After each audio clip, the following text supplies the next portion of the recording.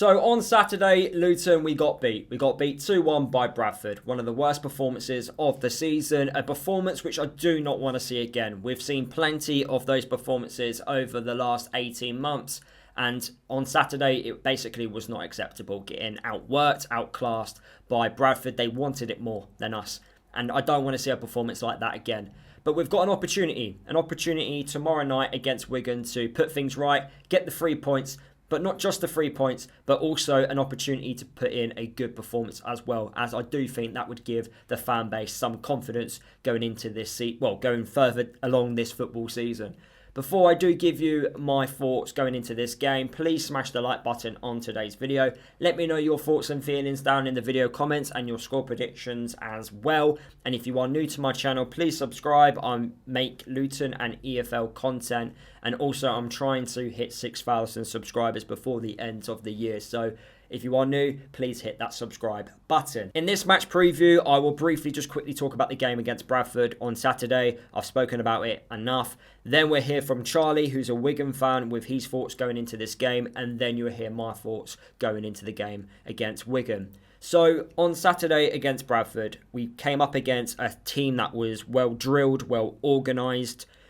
They are a tough side to beat, especially at their ground. Graham Alexander, since he's become the manager of Bradford, has not lost many home games. So, as you can tell on Saturday, they are going to be a tough side. I don't think many teams are going to go to Bradford and get some points. The fans get behind them. It's always a big crowd, especially at their place. So, it was always going to be tough, is basically what I'm trying to say. But we didn't do ourselves any favours by turning up and losing our battles all across the pitch. We did control the game in terms of our possession, but we didn't really do anything with the ball. We couldn't really create clear-cut opportunities. Bradford pretty much, stopped any real attacking threat which we had in the game. And in the first half, at times we just couldn't get out of our own half.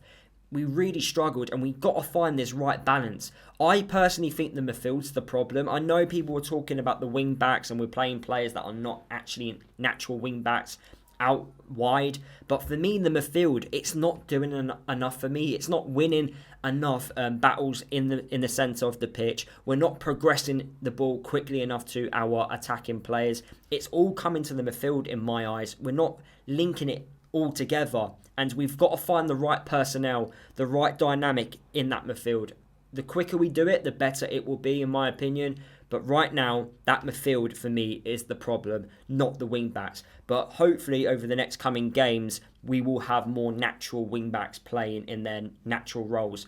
Cohen Bramall is getting up to match speed, as we know, and hopefully Walters won't be out too long with his injury. But as we saw on Saturday, Kadoa was basically the only positive spark that happened during the 90 minutes. And he actually dealt with playing as the right wing back quite well. And I want him to start Tuesday night against Wigan. Talking about Wigan, let's hear from Charlie, who is a Wigan fan, with his thoughts going into this game. Okay, so looking ahead to Wigan Athletic's trip to Luton Town on Tuesday night. I think we've started the season quite well. Obviously, it's only been 3 games, so you can't really dive too much into it. But we do sit one place above Luton in the table at the moment, but that's only because we've scored one more goal, which was thanks to our opening day, really, against Northampton Town. We hosted them at our place. We won that game 3-1. Thought Northampton quite weak defensively, and we were a team that last year we finished League One with the lowest amount of goals of any team. I think it was only 40, so it really wasn't very good at all. So when we come out and we do a 3-0 performance, and the way we played, very combative, physical, very good on the wings, a lot of forward options now, which we only had Dale Taylor really once Tello Asgard left and obviously went to you guys. So we were really struggling last year, and to get 3 goals in a game, it felt like Christmas really. And then we went away to Leyton Orient. They're always a difficult team to go and play. Obviously a playoff final team last year, they just didn't quite make it. And we ended up losing that game 2-0, and it brought us back down to earth a little bit. But I thought Omar Beckles and Dan Happ, especially at the back, 2 very physical centre-backs. They had Christian Sadie and Dara Costelli who were our forwards. They had them contained quite a bit. So we've got to learn to play against teams like that. For me, I put Luton Town as a team where points would be a nice to have. I think Orient are probably in that sort of same area as well. And then on Saturday, we hosted Peterborough United. They're a team that obviously very struggling. They've had a lot of change on and off the field over the last year, and I know you guys have just played them and beat them 2-0. We've just beat them 2-0 as well. I thought we played a lot more like the Northampton Town game in that one, and you can see that we're filled with a lot more confidence, attacking the wings, getting the ball up long and trying to do a couple of route one passes. So under Ryan Lowe, who's our new manager since March, he replaced Shaun Maloney. I think Ryan Lowe has done really well with us, getting us to play a different way, a bit more exciting, a bit more front-footed as well. But I think over this season, where I look at where I want us to finish, I think if we can finish anywhere in the top half, I would be happy with that, 12th upwards. I think a 10th would be great. I don't think we're quite a team ready to fight for playoffs at the moment. I think you look at the strength of teams in this division, obviously Luton Town being one, you got to throw like Blackpool in there, Stockport, Wickham. There's going to be a lot of teams that I think will be in and around these sort of places, and then obviously Huddersfield, I think will finish top as well. So there's a lot of teams fighting. I don't think we're quite there yet, but I think if there's a time to play Luton, I'm quite happy it's coming now. I think you're a team that are still maybe finding your feet in the division at the moment, not really clinical as you probably can be. I look at the opening day, the own goal, and then the recent loss to Bradford. So I think if there's a game where we can hopefully try and get a point or nick something, I think it will be this one. But for the team that I think we will set up with, it'll be Sam Tickle in goal, no real doubt about that. I adore Josh Keeley. I think he's a fantastic goalkeeper. For me, Sam Tickle's the best I've seen at this level, but obviously I think probably a little bit of bias in there as well. We do play 3-5-2. The defenders that we go with in the middle is Jason Kerr's usually in the middle, and then recently we've only just got Williamson back. He's a very experienced centre-back at this level. I think he'll be going in at right centre-back. He was suspended. He got a red card in the final game of last season, and he's only just come back, and he did very well in the last game. And then Morgan Fox, who is a new one, a lot of championship experience. You might have recognised he was at QPR and I think he's been at Stoke as well recently. So he's come in, he's playing at left centre-back. I'm really happy with that pairing. In the middle five, we'll go into the wings. I think we'll be Fraser Murray will be on the right wing. He's been fantastic there. He was Kilmarnock's player of the season last year. He's been very good. And Joe Hungbo as well, who was at Rotherham, I think, on loan last year.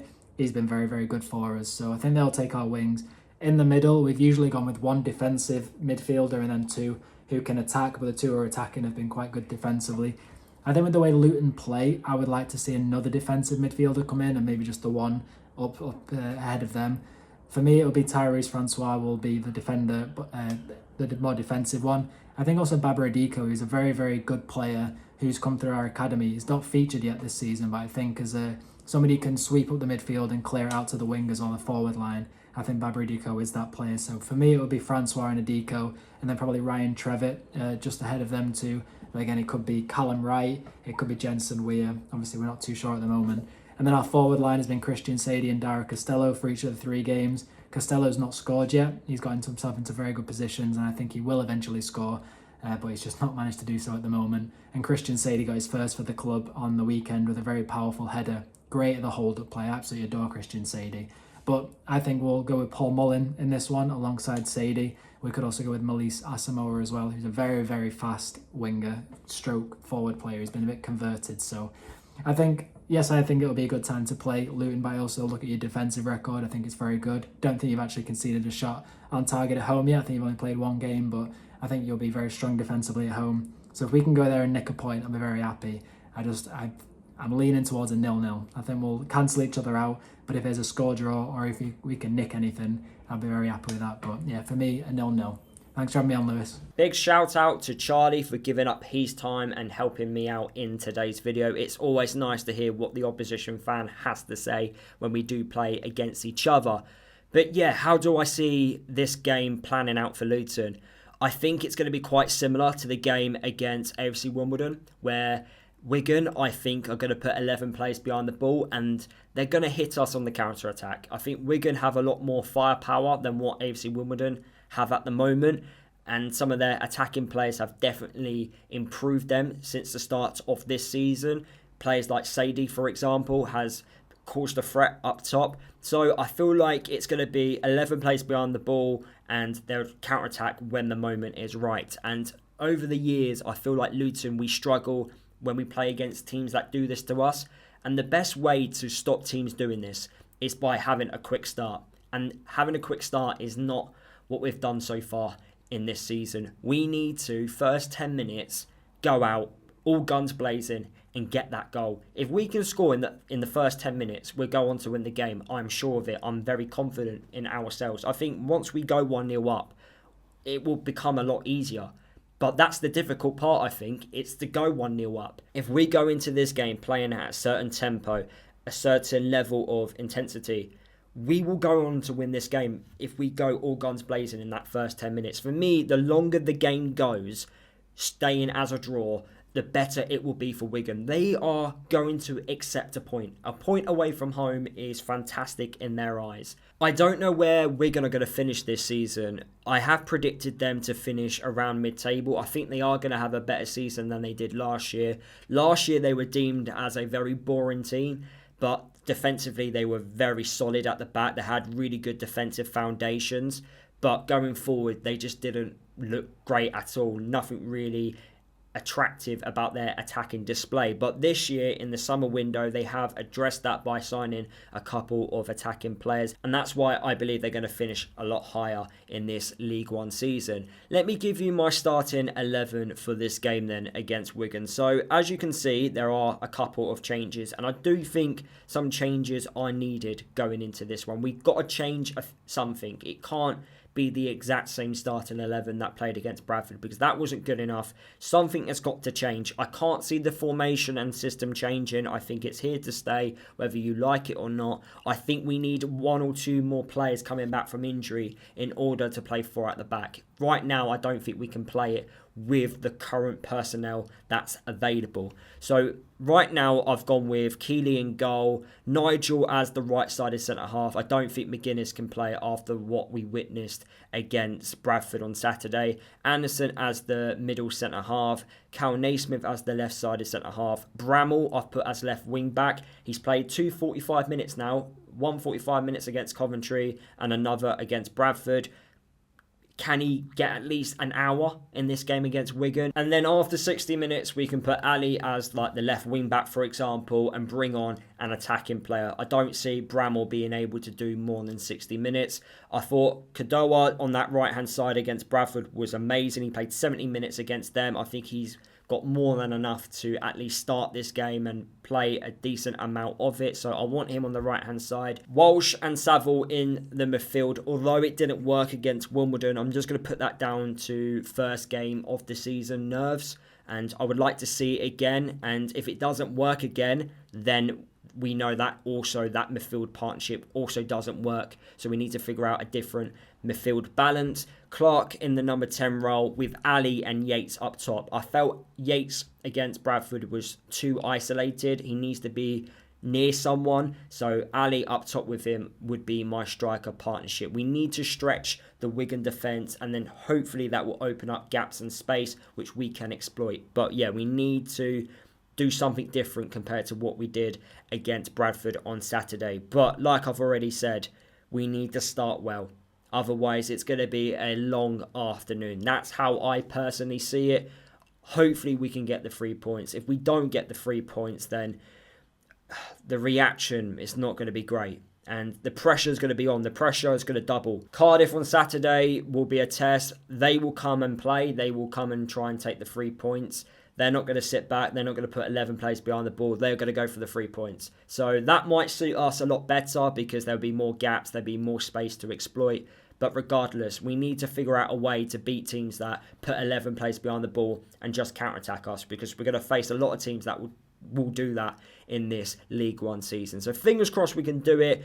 I don't see many goals happening, if I'm being honest with you. I've actually predicted a 0-0 score prediction. Hopefully Luton prove me wrong, but right now I don't have the confidence. Until I see the midfield balance start clicking and we start creating chances, then I feel more confident. But after 3 league games, I haven't seen it. So I want to see it a bit more. I want to see at least that second half performance against Peterborough. Winning the ball back high in the opposition half, being in the face of the opponent. We need to do more. It needs to be better, and hopefully it will be tomorrow night against Wigan. So that is the end of today's video. Hopefully you did enjoy listening to my thoughts and feelings going into this game. Please smash that like button for me. Let me know your thoughts and feelings down in the video comments and your score predictions. Click that subscribe button for me if you are new, and yeah, I'll see you guys after the game with my match reaction.